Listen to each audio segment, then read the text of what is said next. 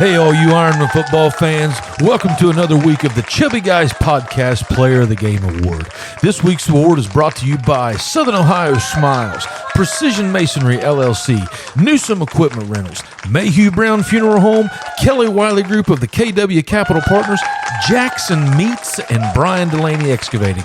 Thank you to all of our sponsors, and welcome to this week's edition of the Chubby Guys Podcast Player of the Game. Hey, here we are with the Wheelersburg Player of the Game, Nolan Johnson.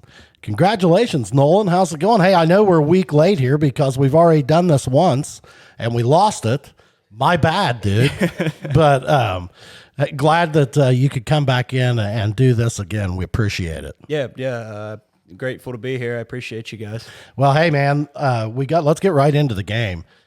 Probably the weirdest scenario I've ever seen in Jackson. Yep. To my knowledge, I don't know that we've ever done that before, man. I mean, we go down there, get one quarter in, the clouds break loose, weather delay, go home.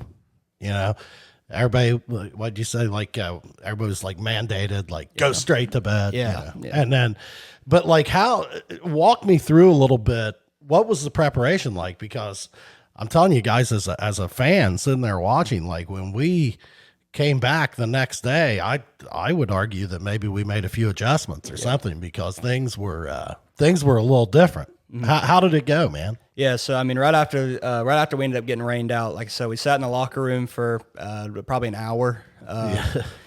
We ended up going home when we figured out they canceled the game. We came back and he told us like, "Hey, we're playing tomorrow, 5 p.m. There's not a time. There's not, everyone's going to be a little sore when you wake up tomorrow. You just played a quarter of football. Everyone go home and get your rest because tomorrow we're going to practice." So we came up and we went up and afternoon around 1 o'clock, we got up and we practiced. We went over game plan revisions and stuff like that. We ended up coming out. They had a different defensive formation than what we really expected them to come out in that first quarter. So we made our game plan adjustments. And then actually, what happened is in the second quarter, they ended up switching up on us too. So it sounds like both teams. It's a really interesting dynamic, and it had to be kind of fun to participate in because that's the next question I had for you. Is we go down there, we play a second quarter, kind of back and forth and everything, but then we went in at halftime, and I'm not real sure what happened in there, guys. But I mean, we came out in the second half, and it was our ball game. Yeah, and we took it over. It looked like we made some additional adjustments or something. What happened at halftime, man? Yeah, I mean, we struggled a little bit in that second quarter. We opened up. I think we ended up with a pick six, and we were down, and we ended up firing back pretty quickly. But I mean, at halftime, we really realized that like we're missing that first quarter. You can't get that quarter back. You've only played one quarter. You don't have three other quarters to fix it. You got two now. Right. So we went into halftime. We knew that it had to happen now. Halftime was shortened, which was also really weird. We had like a 10-minute halftime. You had to come out and stretch again and play. But we came out, and I think we were able to wear them down. Like I think we were able to physically tire them out. And in those three quarters that we played, we made it feel like they played four. I thought it was evident. The second half, we just took. I think our conditioning was superior, and we just took over the game and won it. It was awesome. But hey, Nolan, you've got quite a few accomplishments, man. Now that we've got you on here, I'd like to talk to you a little bit about it. I understand you have made a decision as to where you're going to college. Yeah. Would you like to announce that? Yeah. So I just recently committed to Army, West Point, the United States Military Academy.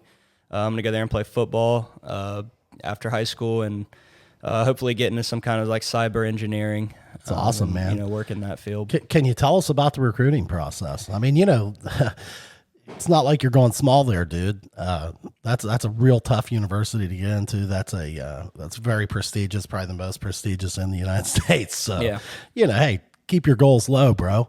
But I mean, how did it come about, man? Tell us a little bit about that. Yeah. So, the weird thing about it is, when you're trying to get recruited for sports, you feel like you're doing a lot in your spare time to, get attention. You're making highlight reels, you are DMing coaches, you are sending out emails.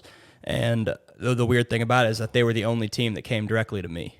So, I opened up my phone one day, I opened up Twitter, and their coach had DM'd me and asked me if I wanted to get on a phone call. And I said, we talked for an hour and a half. I mean, it was a long conversation, and it wasn't like it was one-sided. You know, like I knew almost nothing about the academy before I got on that phone call, and I left feeling like blown back. Like I was like, you know, like this is like, it's almost like you didn't know about it. You know, you didn't know all the details and stuff that went into it. And after that phone call, it was just like, yeah, you know, that we need to take this into consideration, you know? And we ended up going on a visit in the summer, and that really just solidified it. I mean, top of the line, everything. And well, the history, tradition, stuff like that there is probably unbelievable. Oh yeah, it was, I mean, it's like something out of like a Disney princess movie, you know? It was like everything was, it was crazy. And I had a really good time on that visit. Coaching staff was real nice. The players, what I thought was really cool was we had a dinner, and some of their players came and they sat down with the families there. Oh, cool. And the visit was actually for people that all had offers. So every kid there had offers. Yeah. And their players sat down, a couple per table, and they went over their experience. And, you know, it wasn't from the eyes of a recruiter that's only going to give you the good. It wasn't from the eyes of a recruiter that's going to say, like, you know, this and this and this is perfect. You know, they gave us the real insight of what it was like to be a football player on that team. Oh, man. And I mean, the respect that I grew for just those players that were sitting at our table, and they really helped you give you like a full insight of like what it meant to be. So you're sitting there at that dinner and you're like, I'm in.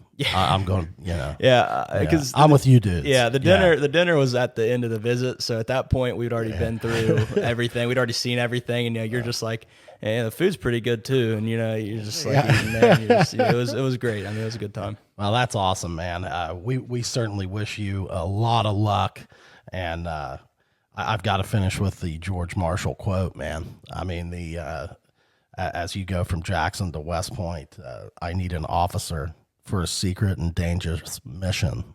I need a West Point football player. Congratulations. I can't wait to see you play there, man. Thank you. I appreciate it. Take care.